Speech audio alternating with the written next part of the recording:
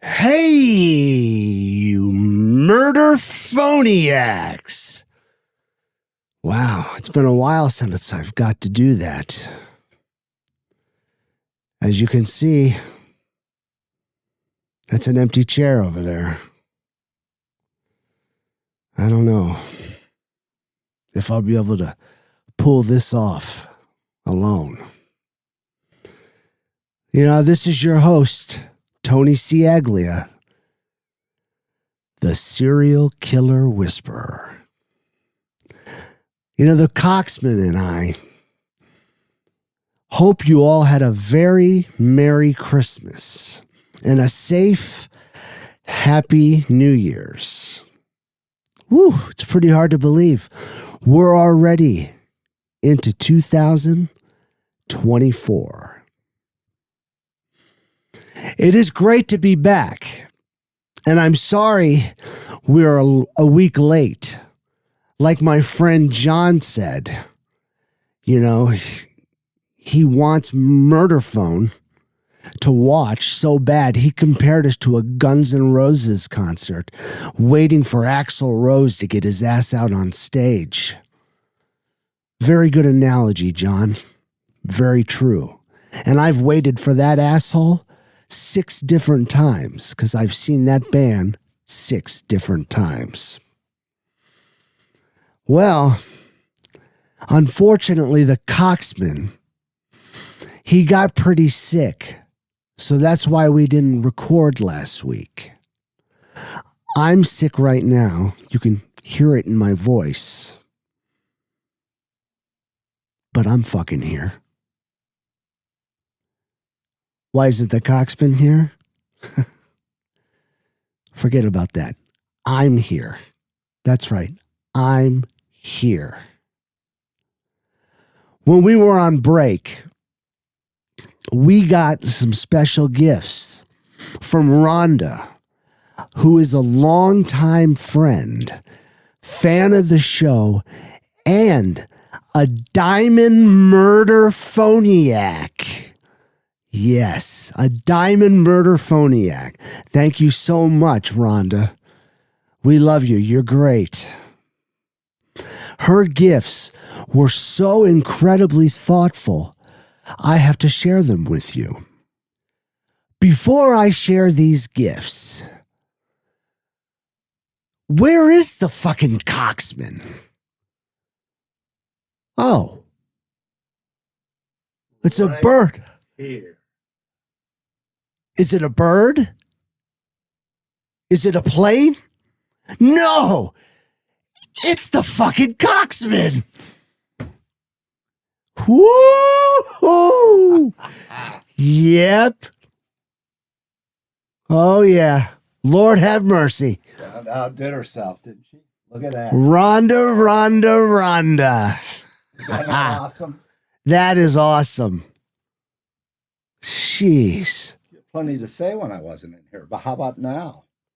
No, well, you're like you're like a super Coxman, which is between Spider-Man and Superman and Batman.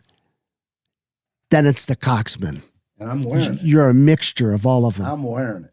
You should wear it. It looks great. Get used to wearing it. I gotta wear it at night, right? When I'm fighting crime. Fighting crime. Shit, yeah. I'm jealous. You are. Yeah, fuck that. I don't get a cape. Well, you're not the Coxman. I'm not. Right? No. Incredible. Isn't that great, though? It is great. Thank you. Now we're talking. Now we're talking. Right? God, you look great. You do. I've always liked us. Oh my gosh. Zorro. Right? Coxman. Super Coxman. Yeah. Coxman. All right. You know, our viewers are going to love this. They are, right? So yeah, this gives you another reason why you have to go to our YouTube channel. Oh, yeah, they have to. Because it says right here, the Coxman shows up looking like an idiot. And that's true. No. No? I would never call Batman an idiot. Well, that's or true. Spider-Man You're or right. Superman an idiot. You're right. All right. Tell him.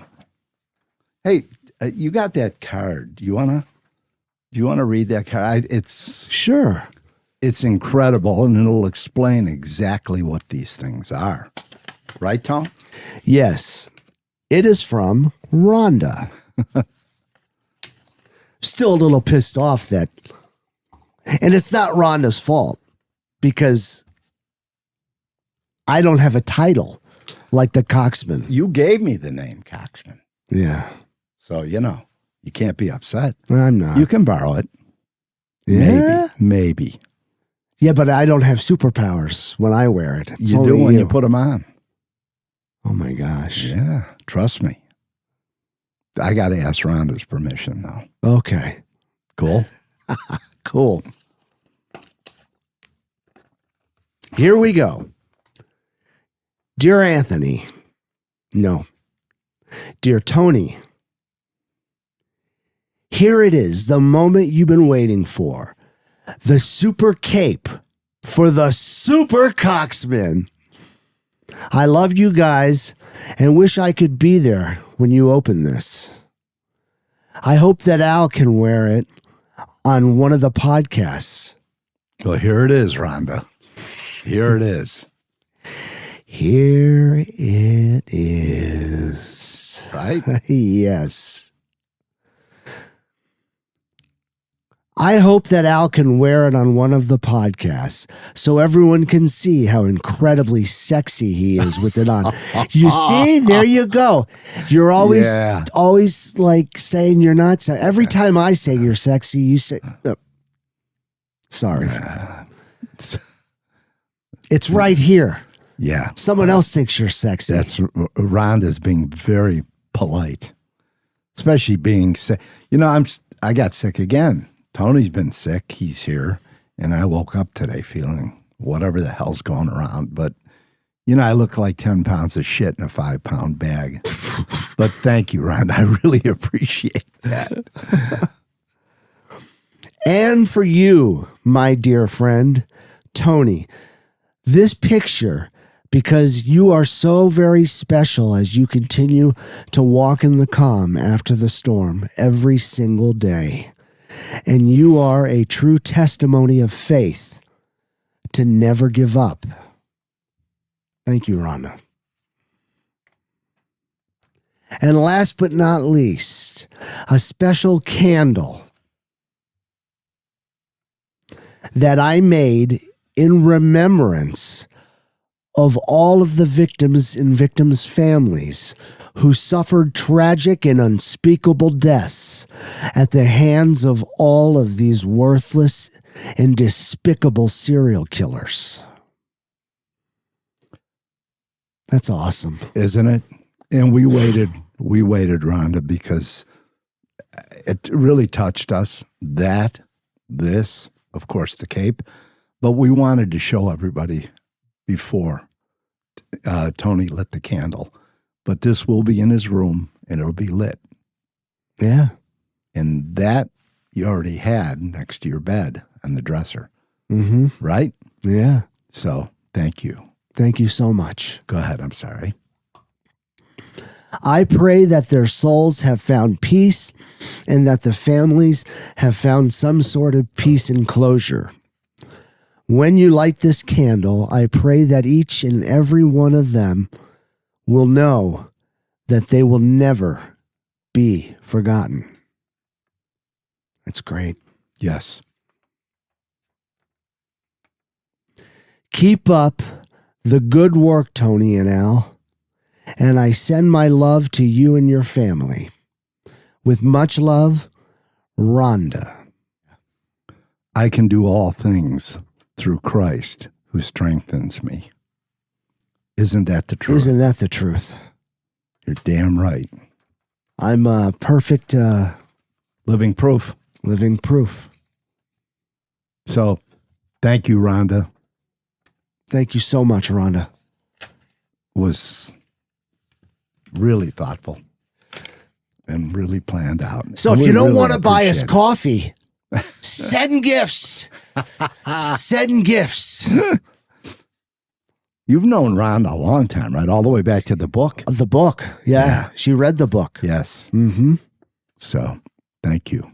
And this cape, I was feeling sick. It's like I have this creeping crud that's going around. Again, I put the cape on and I'm feeling better. I mean, I can do this. What do you think? Isn't it funny? On my PlayStation 5 right now, Yeah. I'm playing Spider-Man 2. So, I don't know. But you might see the Coxman come flying in. Into my room? Out of nowhere. Yeah. What do you think? I'd love it. I'd sit you down and I'd have a great conversation with you. I like that. You do? You like it, don't you?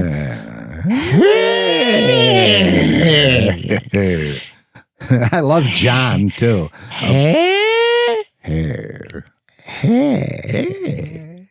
I love John about the Axl Rose. Isn't that the truth? He's a fucking asshole. Yeah. Not you, John. No. Axl Rose. Yeah. A fucking asshole. But when I saw that text, I was laughing because it is true. Let me just say, Guns N' Roses, I've seen them 6 times in concert. Axl Rose, on all 6 shows except one, came out 2 hours late. Now, who's the fucking asshole? Axl Rose or myself? Makes sense, doesn't it? Mm-hmm. Yeah. Sitting there like an idiot. Yeah, it does. Oh well. Okay. Before we get into the show, everybody, I want to report that over the holidays, we heard from our good friend. Remember the one we were asking prayers for? We heard from her. Yes. She's wearing the cape. Yeah, right? Uh-huh. Yeah, hell yeah. Yes. Our good friend, who is battling for her life, we heard from her, and I'm happy to tell you all that she has had all positive news so far from her doctors. Awesome. The prayers do work. So keep them coming, because she has a rough battle ahead of her still. She's tough, and we know with our prayers, God's help and her strong will and toughness, and she is tough. Oh, yeah. Oh, yeah. She will win this battle.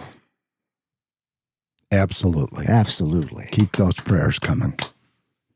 Gosh. Yeah. Things were so positive. Yeah. We're talking about Rhonda. We're talking about the Coxman having fucking superpowers. You know, things were positive and beautiful, and we're talking about Jesus Christ and miracles and blessings Prayers. and prayers. And now,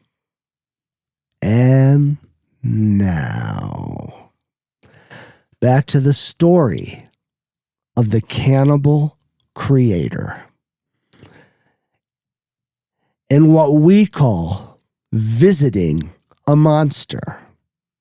Remember, this is the only visit, other than detectives, that he ever had while he was in prison. That should tell you all you need to know about this guy. Yeah, no friends, no family, nobody. No, he had family, but yeah, they don't want us to. He's an asshole. Yeah, they don't want to have anything to do with him. No. But before we get into the visit, let's hear the story right from Joe Metheny's mouth, how he wound up in prison. How'd you get caught, Joe? Huh? How'd you get caught? Pretty much I did it to myself. I could have I was just tired of doing what I was really doing, you know. Mm-hmm. But anyway, the best way to say it is, it was December 15th of the Christmas party, company Christmas party. Okay. Is when I got caught. Me and my boss, we both got a little argument at the Christmas party, and we got kicked out. He got kicked out of his own Christmas party by his wife. Mm-hmm. Anyway, me and him went to a little show bar down there, stripper bar, and we partied there. And then we went back to about 1 o'clock in the morning. Went back to the company, and then he was going to go home. Okay. He dropped me off. He was going to drop me off, but when we turned the corner, it looked like every Baltimore City cop in town was in there tearing that place apart looking for a bond. And that's when they found one. That's when they locked me up. But the way it happened before that... Wait, in the bar they were looking for a body? Huh? Did you say in the bar they were looking for a body? Not in the bar, up there at the pallet company. Okay. He drove me back from the bar. It was about 2 months before that. The one girl I had up there at the trailer, Mm-hmm. she got out of the trailer. All she had on was a pair of panties and a sweater. And she ran down to the main road. And the guy with a truck took her over to the service station. They called the cops. Okay. Cops came up. One cop came up there and he put me on the ground and said, said the girl down there said the story, said something that I was going to kill her, put her with the rest of them, or cook her up. Well, he said it was such a far-fetched story, he couldn't believe it. Yeah, I can see why he would say that. Yeah, he said, I know she's a prostitute down there. He goes, I don't see her pressing charges. Yeah. Well, anyway, when he took that report, he didn't look for nothing. He asked me for my ID. I said she stole my ID and ran up and took off. Well, he went to walk out the thing. He had to look down there. He saw my court release, my jail release papers. I had just got out 2 months before that. For what, I though? was the two guys up with an axe over there on the Tasco Extension Bridge, and they found out about that. And that's when they... How did you get out, though, for chopping up somebody with an axe? couldn't prove it was me. Oh, I see. But it was, obviously. I mean, Yes, it was. And it was them. That was the two homeless dudes I told you about. And there was 2 more prostitutes and an old black dude down there that the guy was fishing. Mm-hmm. It was under there, too. The rest were up there at the pallet company. All these guys, it's the same thing. And by the way, he's really tough to be here. You can hear it in his voice. I give you all the credit, bud. I owed it to you guys, though. That's what you said. Right? Absolutely. Mm-hmm. But anyway, let's go back to what we just heard. All these guys, and we've mentioned it before, they're tired of killing. Oh, I'm so tired of what I was doing. Yeah. Like right. Like the great art. Yeah. When he fucking gave himself in, right? Yeah. He's standing there signaling to the helicopter that's watching him. I'm here. Yeah, right. The great art. The great No, art. but a lot of them say that, you know. No, you're not. It's bullshit. Just fucking admit it. yeah. You got caught and you hate it. But now you're going to, play that game. Yeah. I got sick of killing women. I got sick of it. How did you like him saying they got kicked out of their own Christmas party? And that was the boss. Because I guess they were in an argument or they were not acting party-like. And I think Joe Stein's wife kicked him out. And that's what we had heard. But Metheny talked about it here. Just really interesting phone call. Really interesting. Because it was 2 months prior. They left the Christmas party. They went to a strip club, and then they went, and the owner was going to drop Fat Joe off at the pallet company where he was staying. And when they turned the corner, like Metheny said, it was packed with cops. They were all over the place. Because 2 months prior to that happening, a girl got away. And she got away, told the police that this guy said he was going to kill her and he was going to cook her like he did the rest of them and serve her body to the public. And the cops, they thought, well, this girl's a hooker. She's on drugs. She's out of her fucking mind. And all they did, and you could hear Metheny, you could hear his voice. When the cop came, he even said that to him. We know she's a hooker, and the story she was telling us was it was crazy. But this cop, as he was walking out, was observant enough because fat ass had just gotten out of jail for the murders of the 2 bums under the bridge, right? And you heard Tony ask him, you chopped up these 2 guys. How the hell did you get out? Well, they didn't have enough evidence. So he slipped through the fucking cracks. He was almost ready to slip through the cracks again. But thank God this police officer saw the release papers and he looked at them and he left. And we don't know, but obviously they decided to check this girl's story out a little more thorough. And that was 2 months. And they came back with a search warrant. And that's when they finally arrested this animal. Yeah. Thank God for that guy. He saved a lot of lives because Metheny wasn't going to stop. I don't care what he was saying. He wasn't going to stop. No. I'm tired of killing. Mm-hmm. Bullshit. You're lucky the Coxman wasn't there, Joe.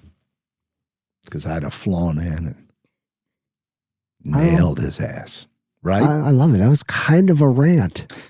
And I like it when you rant. I know, and I'm not feeling too good, so it's hard to rant. Mm-hmm. But it's hard not to rant with this guy. All right. Hold on, though. Let's talk about the strip club. What about it? Just imagine being a stripper, right? Okay. And then you see this fucking piece of shit walk in through the front door. They gather around. Yeah. The strippers. Oh, yeah. And they're like, oh, gosh, I hope he doesn't ask me for a dance. Don't be the guy. Not this guy, not this guy, not this guy. Right? And what's he do? Yeah. And then he's inviting you back to his trailer. Oh, yeah. Which is a very grandiose idea. Right? Yeah. You like that word? Grandiose? Grandiose. I like it. Yeah, fucking great. Okay, so in this episode, we're going to take you guys back to July 2010 when we went to visit Metheny. Grandiose. And we're hoping when you watch our videos that you'll feel like you were there with us. But that's the point. You got to watch them. You got to watch us on YouTube. It's worth it. It's great. So, grandiose. This is what we hope to accomplish when we decided to visit Joe Metheny, a.k.a. Tiny. And I can definitely tell you guys, it wasn't because of his warm personality. Am I right? Oh. Okay. So he really liked us. Yeah. But it still felt like he wanted to kill us. For sure. Mm-hmm. Oh, no doubt. Okay, so we had 2 visits scheduled at the prison, which was a miracle in itself. You remember, Metheny never had a visitor. Anyone other than the detectives and then Tony and I. That was it. So we wanted to find and visit some people that knew Joe back in the day when he was out of prison, and just to see, what their feelings were. Now, Joe had given us specific directions as to where he buried his first kill. That was the little red-haired girl. So we were going to try and see if the area existed and possibly find where this young girl was buried, because he was very specific on these directions. We also wanted to find the bridge where he had murdered not 2, but 5 innocent people. And he tasted human flesh for the first time under that bridge. We wanted to find it. We also wanted to visit his neighborhood where he lived with his wife and son. And we wanted to find the bar where he hung out and lured prostitutes to go with him. Kind of like John Belushi. The bar? The whole fucking bar! Animal House. Oh, yeah. Mm-hmm. And we did visit some of these areas, huh, Tom? Oh. We'll get into that. We're lucky we're sitting here. Oh, yeah. And then we're going to visit the pallet company where he worked and see if anyone remembers him. And last, but certainly not least, we will try and find out if Tiny's barbecue stand ever existed and if he truly can be called the cannibal creator. So we taped most of this, and this is the first any of it has been seen. And that's the truth. That is. Yes. You will Other than our family. Yes. We charged Joe to see it. Why not, right? Fucking take that fucker for a ride. As much as I can get out of him. Right? Yeah, well, Yeah. that's what brothers are for. Exactly. I'm sorry, go ahead. You notice something, though. I haven't talked about his wife in a long time. Oh, please. Yeah. Come on. Anna, she put that thing together for you, that I know. concoction. It helped you a lot. It did. Say you're sorry and thank her, because that was some kind of potion she put together. I'm sorry, Anna. I am. Thank you very much for the potion. Anyways, you need to check us out on YouTube. You'll be able to hear most of it, but you really should go there to our YouTube channel to watch. It's worth just seeing the cape. Yes, Right? it is. It is. And that's not some like cheap piece of shit like cape. That is really awesome. It is. Rhonda, she outdid herself. She did. Okay. Here is a recreation of my impression of that first visit with Joe Metheny, a.k.a. Tiny, back in July 2010. As we pulled up, and I remember I felt such an empty feeling looking at this monstrosity before me. A monstrosity that is there to act as a cage for people that just can't cut it in society. Isn't that great? What a concept. Yeah. No, if you're a human being and you're given all these rights and freedoms and you break that law, you fucking break that law, you get locked up like a fucking animal in a cage, and that's where you belong. That's right. Exactly. I agree. Mm-hmm.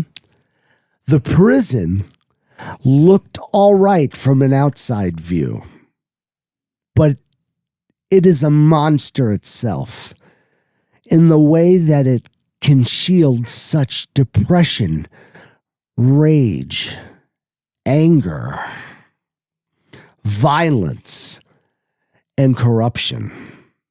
And its solid walls still smiling on the outside on a sunny day where the birds just chirp away. Wow, that reads like poetry right there. It does. Yes.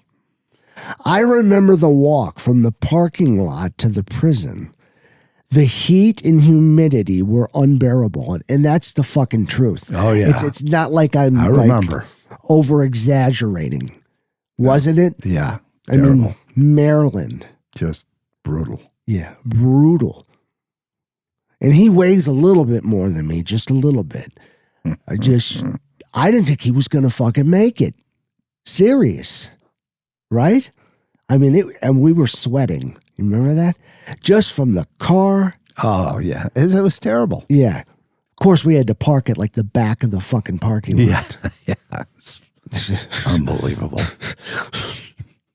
Reminds me of that.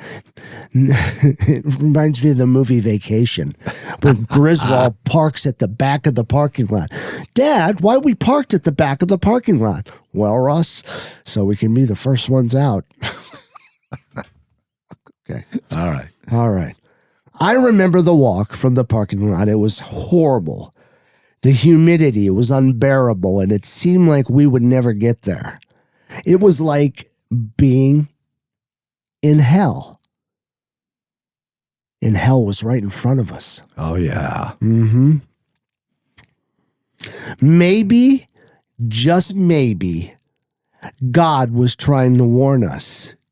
Don't go in there. I think you're right. Mm-hmm. What you see as you approach the visitors building is endless fencing and an eternity of barbed wire. I always wondered why inmates don't just go over the barbed wire. Haven't you always thought that? Yeah. Right? Yeah. Well, why can't they just kind of like Flip over it. Yeah. But after you see it up close, I must have been smoking crack or shooting heroin.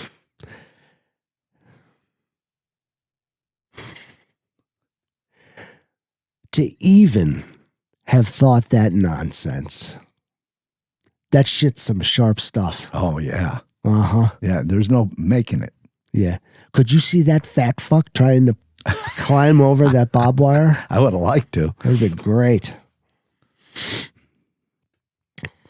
Prison is not a nice place. In fact, it's probably the worst place on this entire earth. So sit back and imagine you're there as we walk down the prison corridor for that first visit with the cannibal creator. We were now in a long corridor, and a guard directed us towards the visiting area. We were expecting a closed room or a glass enclosed area, but this was different. We came upon a large room with a big rectangular type seating area. Each prisoner had an area to visit in. No glass, no cage, nothing but air, and about 3 feet between the visitor, and about 3 feet between the visitor and the prisoner. We peeked around the corner, and about 10 feet from us, we saw Tiny for the first time in person. He looked irritated and very big. He looked like he wanted to fucking tear the cannibal's No, he looked like he wanted to tear the coxman's throat out. Yeah, he did, didn't he? Yeah. I'm going like this. Take his ass. If I had the cape, I could have taken him.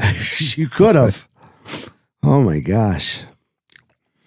When he saw us, he had a fake smile on his face and came right up to us and gave us each a big bear hug.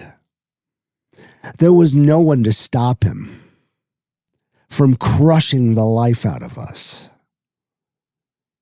I still think I could have kicked his ass. Mm-hmm. My dad and I had visited many prisons, and this was the first time I was ever worried. As I was, too. Yeah. But I was fucking worried. Yeah. Remember that bear hug? I mean, it was a bear hug. It was, Yeah. you know, he was trying to show off. I kind of felt like my head was a pimple and he could have just popped it. Yeah. Yeah. Joe took us to an area that was assigned to him.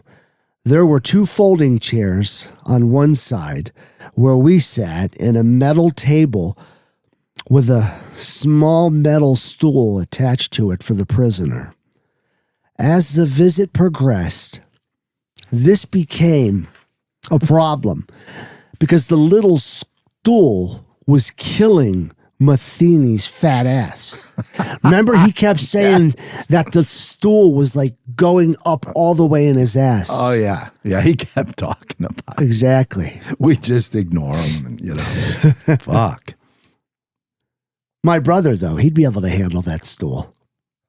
He's used to objects in his ass. He's coming for you. He's coming for me. We had 2 days with Metheny. So over the next 2 episodes, we'll try to cover the important things we talked about based on our notes. Even though I had been writing to him for 4 years and had spoken to him on the phone, it was still incredibly uncomfortable. Remember, no one but detectives have ever visited him during the 15 years he's been locked up. No one said a word for about a minute. It seemed like an eternity. Yeah.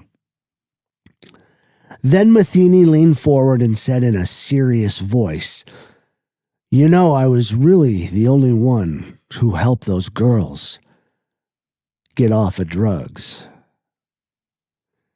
They looked very peaceful as I was throwing dirt on their dead, stinking asses.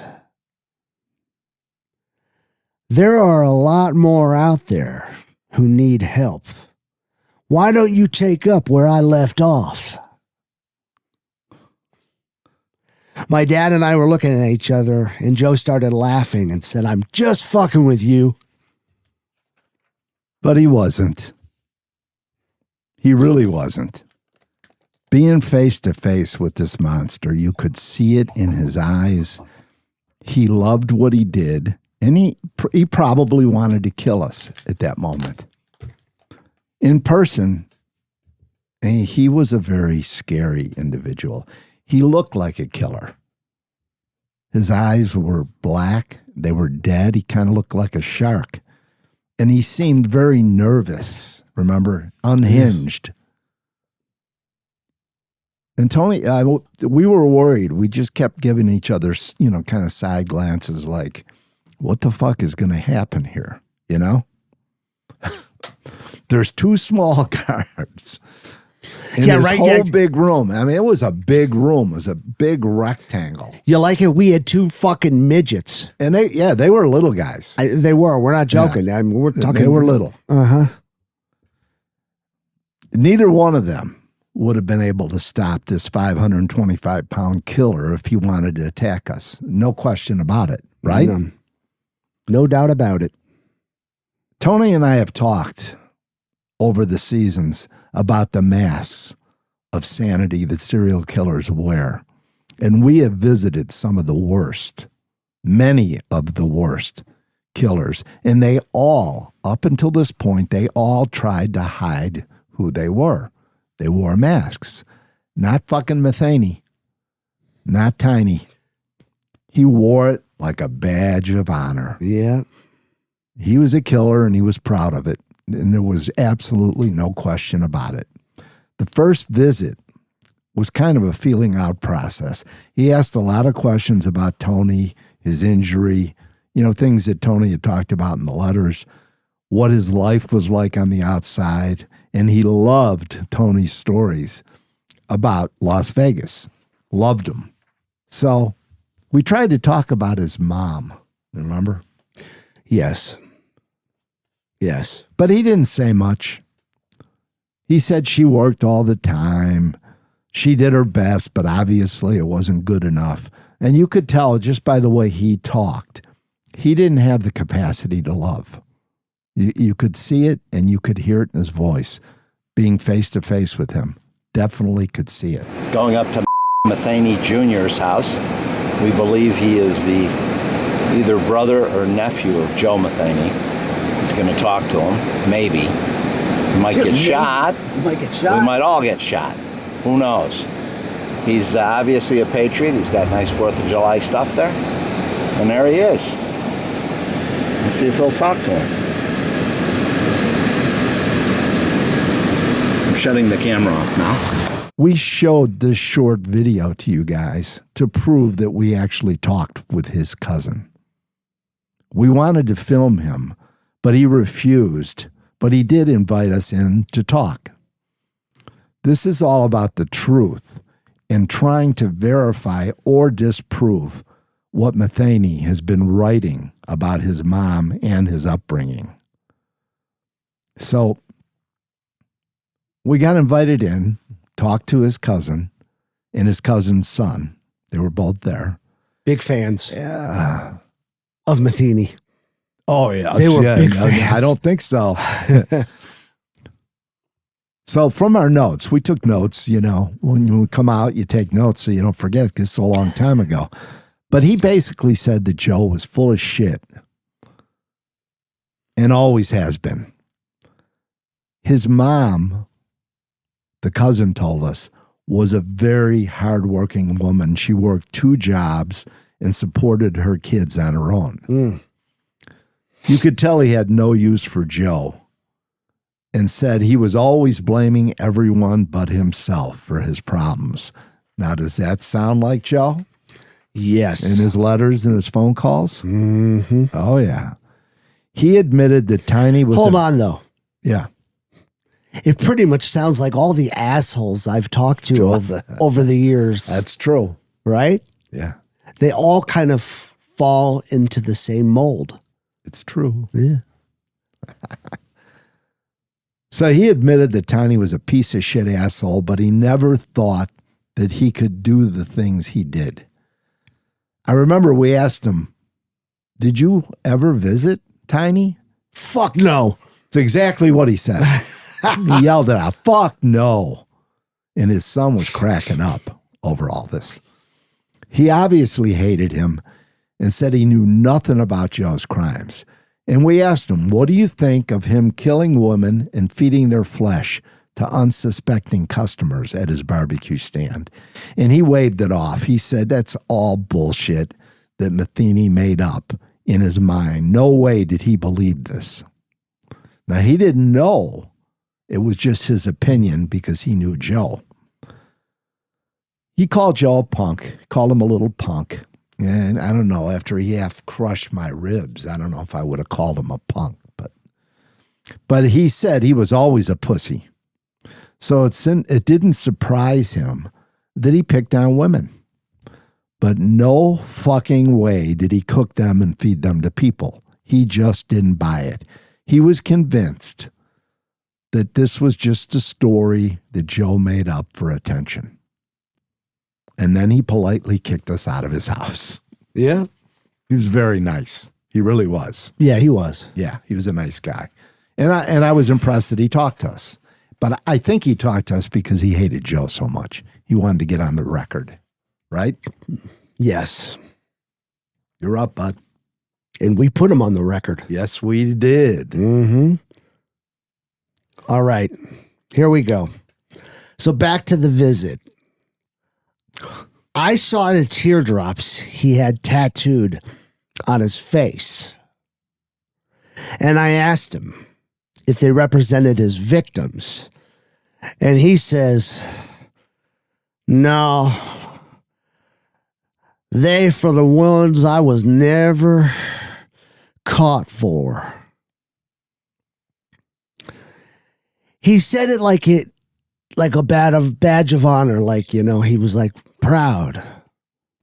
Yeah. Mm-hmm. Right? Yeah. Yeah, like an asshole. Yeah. Right? Yeah. He laughed, and then he actually started talking about them, which we will get into later. That was the one thing that surprised me. He was so open about everything. He and, was. and I guess that was part of his bravado. Look at me. Just like him and his three buddies walking through that prison, right? Oh, yeah. Yeah. Look at us. Nobody does shit in here without our okay. Fuck yeah, right? You know? Yeah. Oh, Yeah. yeah. I think he's probably the most open out of all of the killers I've spoken to. Yeah. Yeah. Mm-hmm. I thought it was a great art, but I think Joe might have him beat. What do you think? Yeah, I think so. Yeah. Yeah, because it's a great art, you know. I can't talk about this on the phone. Yes. The fuck? You Do it. Why? Why can't you talk on the phone, Art? Yeah. I mean, you already got 250 years. What are they going to do? Add another 250? Oh, my God. Fucking crazy. Yeah. Few of them said that to you, right? Oh, yes. So let's not talk on the phone about it. Yeah. Assholes. But I'd also like to talk about assholes that put teardrops on their fucking face. You've always said that. I've always said this. Okay, now let me make myself clear. All right? If you kill somebody and you're an asshole and you decide to put a teardrop on your face by your eye, don't you think that's kind of a stupid thing to do? Because anytime law enforcement of any kind, any level, sees that teardrop on your face, they might look into you a little bit. All right? Oh, yeah. I would So, think. correct me if I'm wrong. No, you are right. Yeah, but you've got to be a real fucking asshole. You're right on the money. Yeah, to do that. Yeah. So I asked him if he really liked fucking dead bodies. Yes! This is my fucking favorite part. I love this part. That was amazing. It was. What? He became your mentor, Yes. didn't he? He didn't. Okay. First off, I'm a fucking mentor. He's not a mentor. I'm a mentor, right? We've discussed this before. I mentor in a lot of different subjects. But this asshole, he was becoming my mentor on this subject. Fucking dead bodies. He leaned forward. I Yes. remember. Remember? I remember. He was proud. He was proud of it. Now, this is fantastic. Remember when we did that whole thing about... Because I'm always wondering, okay, Well, what? go ahead. You're wondering. It's a fantastic subject. And I wonder how you make light of a subject like this. How you bring it up to somebody, you know? Like, Well, he gave you the tip. he gave me He's tip. the one that told you. You Yeah. find a mortuary Yeah. and you find the right guy. The guy and you behind the guy? Slip him 100. Yeah, the guy behind the guy. That's who you always got to look for. And you slip him $100. Yeah. You know, that's the tip he gave you, remember? Yeah, and he but was very $100. serious. He told you, Tony, this is something you have to do in your lifetime. This is this guy's job, though. Don't you think I should give him like $1,000 at least? Are if I'm you gonna crazy? serious, $100, man. $100. $100, take your pick. Pull the slab out. Yeah. You know, maybe she's a younger corpse, like 17, 18, kind of warm. She just killed herself or something like that. Well, he told you, make sure you have a wad of money. Yeah. Make sure they see it and know that you're willing to spend it. That was his tip. Joe Roy Metheny. Mm-hmm. He wasn't afraid to talk about it, was he? No, not at all. Okay. I think we've covered that enough. What do you think? Yeah. But you know it's a fan favorite. Yeah. Dude, And it is they true. gotta love it. I know before when we talked about it, you guys probably thought, no, it is true. We were there sitting across from this guy, 3 feet from him, and he leaned forward and said, Tony, and he basically said exactly what we said before. You got to tip somebody and you got to try it in your lifetime. You'll love it. I guarantee you. Right? Yeah. So In a mortuary, I mean, the maggots aren't there, remember? Because he said you got to push the maggots aside. That's if you bury it and you dig it up. And that's what he used to do, right? Yeah. Him and Bundy. It's not classy. Yeah. It's not classy at all. Huh. So now, I asked Joe about his first kill, okay? He had given us really good directions as to where he buried her. I asked if he thought we could find her and if there was anything else he could tell us. It would really help us. Now this was Joe Metheny's response. I told you where she's at.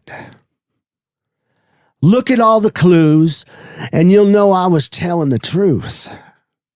I gave you the spot. You can do whatever you want with it. She's there. I did it. What else do you want me to say? Take it for what it's worth. Just write the fucking book. Why do you got to go digging around? Yeah, that was it. Word for word. Word for word. Well, we wrote it down. Yeah. Now, he's getting worked up, Metheny, when he's telling Tony this, right? And all of a sudden, he stood up and he's complaining about that fucking stool. He's yelling at the midget guard. He's yelling at him and he's standing and the guard comes over. Tony and I are sitting in the middle and the guard says, sit your ass down. And he's there, the fucking stool is going up my ass. Fuck, I had to laugh. And the guard goes, I don't give a fuck. Sit down, that's the rules. And then you heard other people and Metheny is going like this. He's looking around, 525 pounds, and he's leering at us. And he's, I'm fucking done. This is bullshit. And the guard says, you're going to be done. Sit the fuck down. Then the other guard came running over. And now Tony and I, we thought we were going to be in the middle of a fucking riot. A prison riot. Because Metheny didn't give a fuck. You could tell. He was gone. Don't you love it, though? He stands up and he's going like this. Yeah. Come on, to other prisoners that are around. Because we're like Joe, and he's, I don't give a fuck. I don't give a fuck. What are they going to do to me? Fuck them. This could have been a very bad situation very quickly. He looked like a maniac. Yeah, he He did. really did. So then he says, he sits down and he says, I don't want you fucking coming back tomorrow. We're like, what are you talking about? We had a lot of stuff to cover with this guy. Yeah. And we come all the way from Las Vegas To Maryland. and he said, my ass can't take it, boys. I'm sorry. I don't want to visit tomorrow. I don't want to, I'm not coming. So we said, Joe, we came from Las Vegas. We flew here. It was expensive. It's a long trip. I'll tell you what, we won't come tomorrow. We'll rearrange our schedule. We'll come the day after or whatever it takes you, 2 days, and we'll visit you then. How's that? And he calmed down then. He finally calmed down. Yeah. And he lightened up. He made a joke of it, and then he agreed. But that was the scariest situation I'd ever been in a prison especially. Yeah. Because what's he got to lose? Yeah. He could have killed both of us. What are they going to do? And what were those two fucking puny guards going to do? Nothing. Nothing. They look. The one guy looked scared. Yeah. He's about this big. Yeah. And he's standing there. He Fucking- said, you better sit down. And I'm thinking, oh, fuck, what are you going to do about it? Exactly, right? I hope you're armed, but they weren't. They weren't. They can't be. No. Fucking that little guard. Joe couldn't have kicked his ass even. I'm picking on you today, Joe, because I'm using you as ammunition. He loves you, Joey. I do love you. I'm sorry. Exactly, though. Keep that fucking money coming, though, all right? I do mean that. All right, come on, pal. Gosh. You're up. Gosh. Okay. All right, we had a lot of investigating to do, right? A lot. So we changed our schedule, which I hated to do because it's like we're taking orders from this fucking piece of shit. Yeah. No, thank you. I don't take orders, especially from this fucking piece of shit. Sorry. That's okay. Mm-hmm.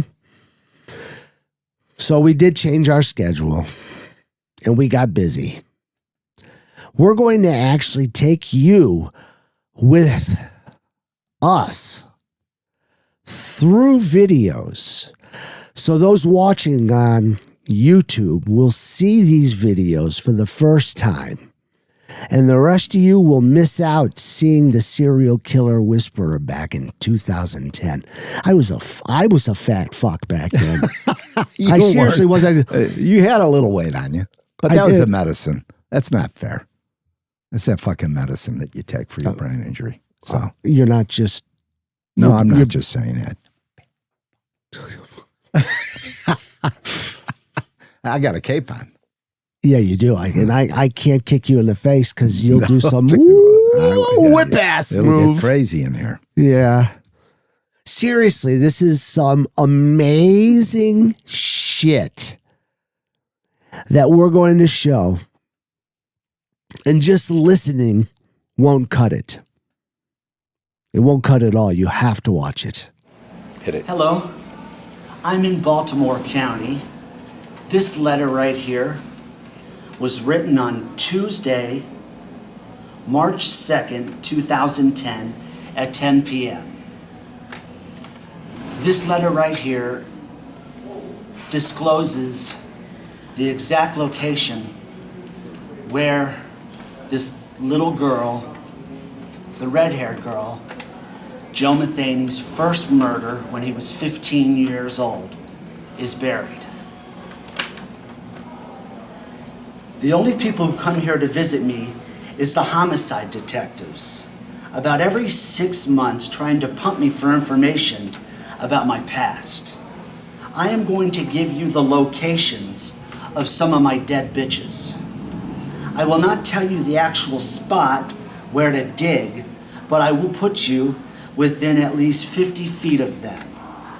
My first kill was the little red-haired girl. She has been laying in the same spot where I buried her September 19th, 1970. She is buried in a patch of woods. It is located on in Baltimore County. She is just about 60 feet from the 695 interstate highway. They were just starting to build that road back then. Now, you can see between this letter and the other two letters that I have read about the death of the little girl and her location, comparisons of the highway, back in the woods. So we're gonna go out there and we're gonna take a look at it and see if we can find her remains. We will be filming out there, so I'll see you later. Pal. Hey, Dad. Okay, we're out here. We're looking for it. Here we are, looking for the body of Joe Metheny buried. Out here, his first murder. Come closer. I don't know if I can hear you. Here we are in Baltimore, Maryland, Baltimore County, looking for the body of the first victim of Joseph Roy Metheny. And hoping that we don't get shot out here too. Hey, look out for snakes and stuff. Yeah.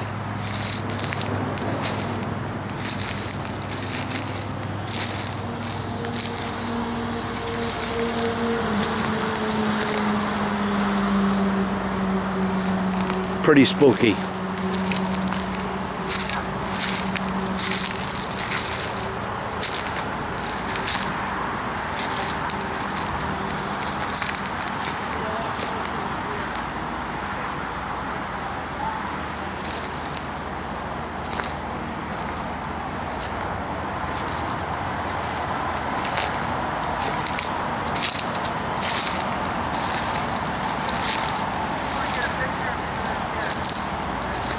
You need a picture?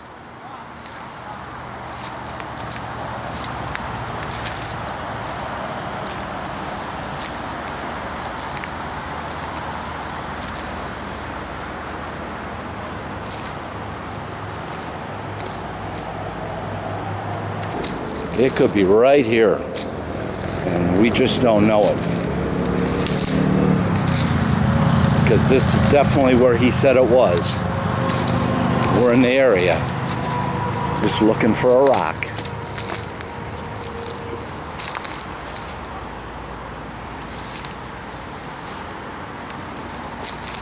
"40 years is a long time.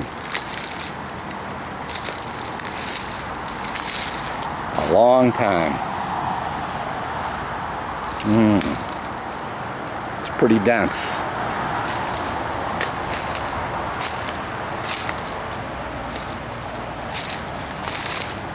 Did you find something?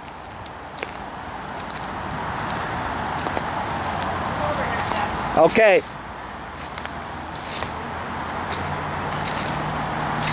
What do you think of this? Oh. It's not a rock, though. Boy, it sure looks like something, though, doesn't it? It looks like a marker. Yeah, let me...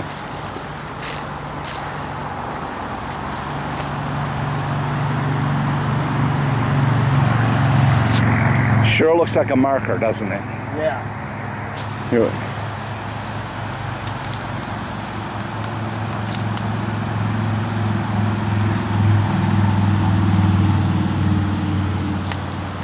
Be careful. Holy shit.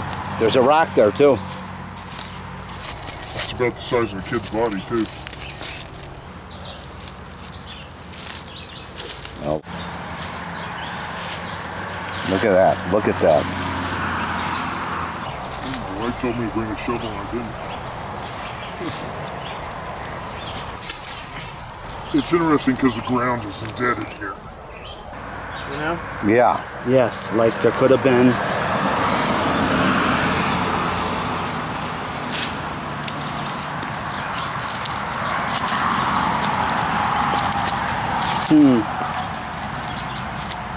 If I had a shovel, I'd dig here. Wouldn't you? Yeah. This is a lot closer to the 65 feet. Yeah. Remember, cars passing Yeah. by. Well, it's secluded in the woods here, but that indentation's about right. Yeah, it sure is. Okay, guys. Yes. This could very well be it. There's the thing. We're about 60 feet from the highway, guys. Yeah.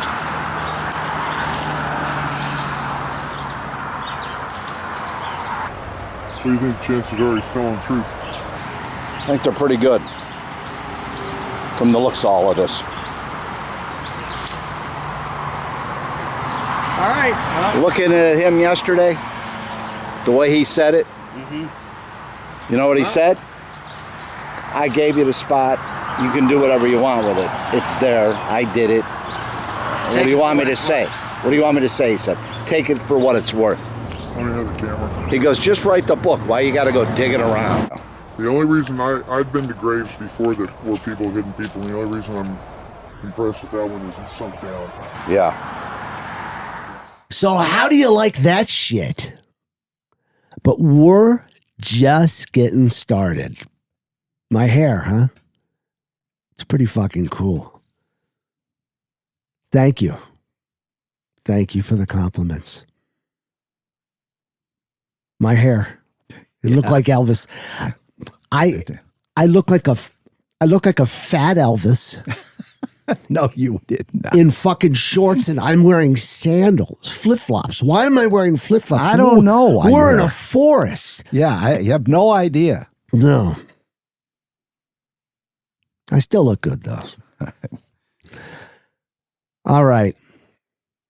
It was really creepy out there. Yeah. Really creepy. You heard me say watch out for snakes. The one thing I can tell you for sure is it was exactly how Joe described it. Not only in his letters, but when we were there face to face with his fat ass. Now, check this out.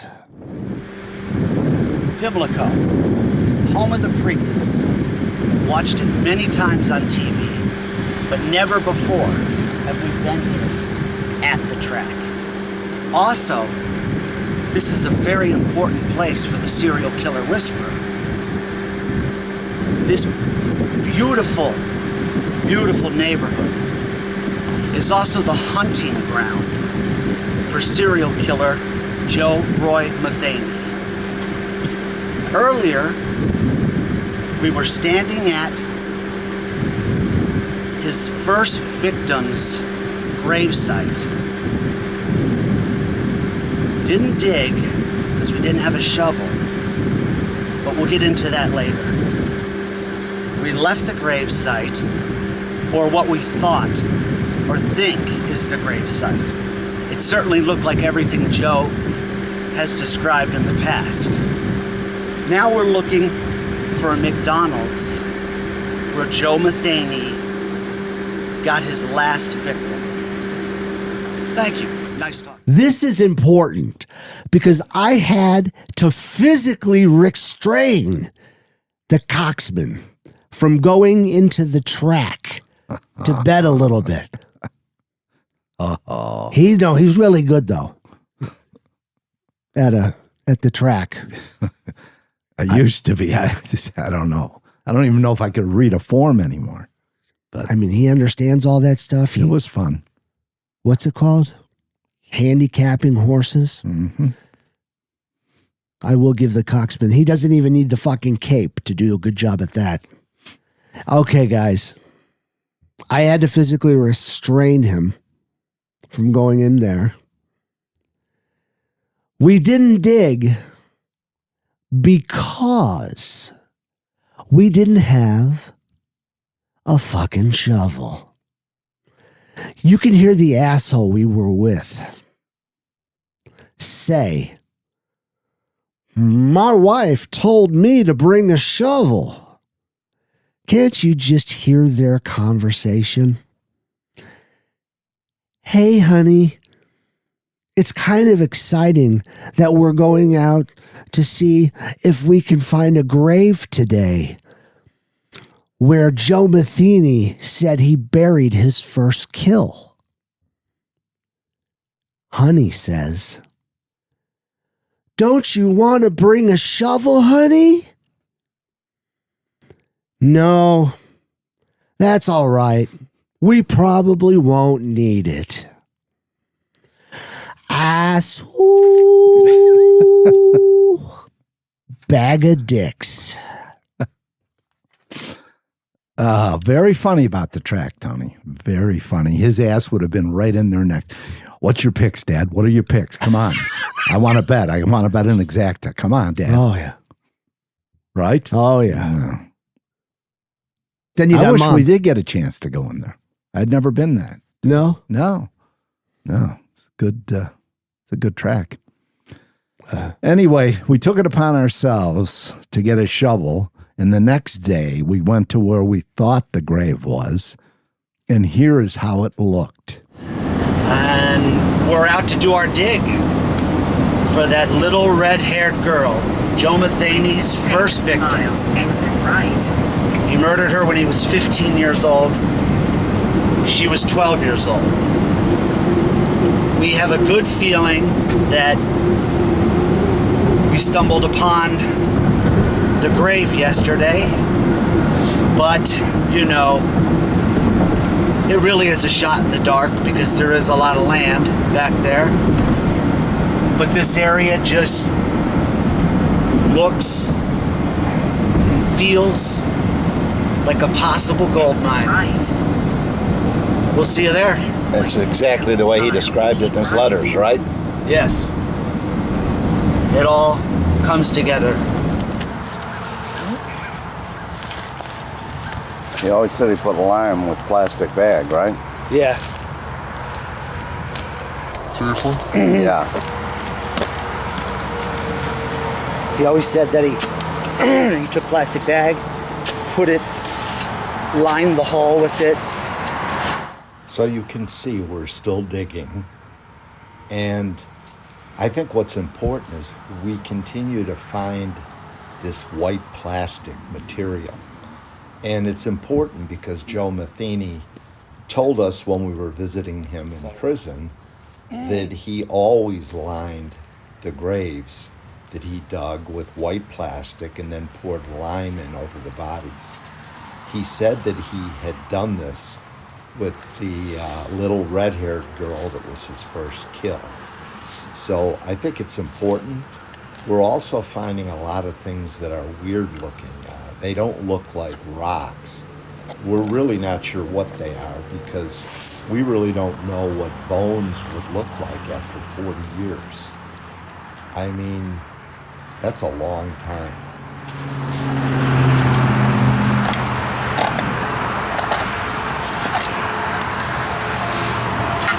There's more bag, you see it? Yeah. In white. You see the white? Yeah.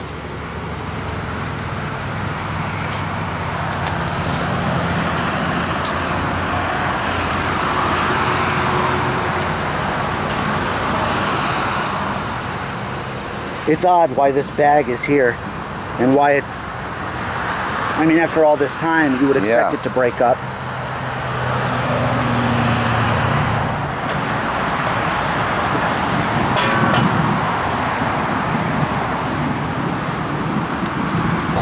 What that is?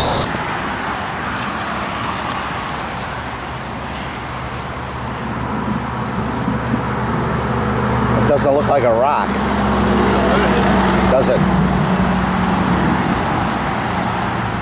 I have to tell you that these videos were a lot longer than we're showing. We had to condense them because we didn't think it would be real exciting listening to us walking through the woods for hours, which we fucking did, and hearing a shovel digging, which we did buy. Finally. Searching for bodies. It's not an easy thing. No, it isn't. No.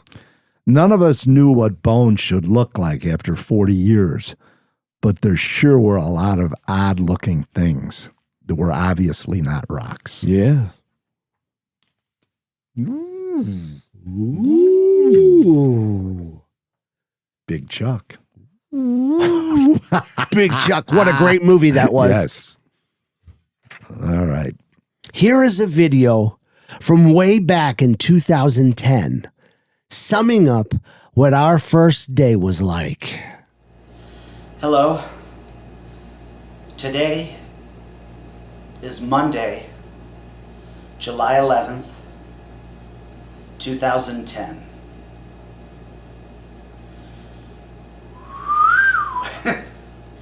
It was an exhausting day. We got a lot accomplished. You know, I mean, some of the neighborhoods we went to today, Joe Metheny's job, I mean, we got all this on film. And these were rough neighborhoods. And it was very interesting to see and walk where a very evil person did his hunting. His recreational killing, I should say. You know, probably the most bone-chilling thing that happened this afternoon was when we went to the spot where Joe Metheny told me he killed his first 12-year-old victim when he was 15 years old. He raped her, had anal sex with her, and bashed her head in. We went to that spot, and everything that he has said to me in person and written to me by letter really comes together and makes sense. Like I just said, it makes sense in how it paints a picture, because when you're reading the text on a piece of paper, and I have a very vivid, creative imagination, but it's still hard for even me to paint a picture and know what this whole area looks like, and the suffering and the extreme agonizing pain that this little girl went through before he took her life.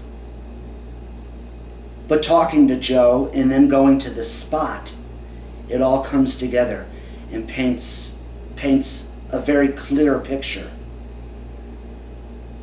I just would like to say that as I walked through this wooded area, each step that I took, it's like in my head, I swear, I could hear this little girl whispering through the leaves and branches, please, please find me and send me home. Well, that's a wrap for today. I sure hope that you'll take the time to watch Me and the Coxman on YouTube. 13 years ago. Gosh. It's hard to believe, isn't it? Yeah. And we did a lot of work getting those videos short, and so we could play them for you. So watch them. And I lost a lot of I'm weight. sending Joe Metheny's ghost over to your house. His ghost. Oh. Yeah. Seriously, these are videos that have never been seen before by anyone. And when I mean anyone, I mean anyone. That's right. Except like my immediate family.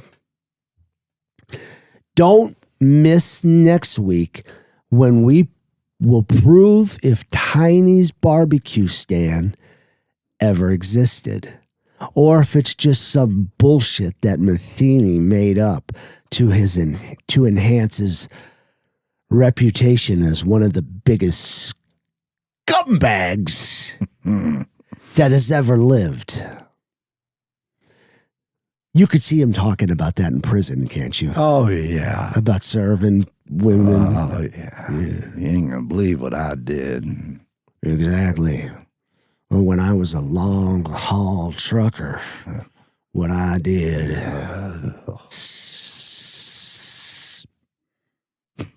I'm not going to say it. No. I'm not going to say it. As always, take care, stay safe, and remember, always walk in the calm after the storm. Good job, Coxman. Great job on the Cape, Rhonda. Yes.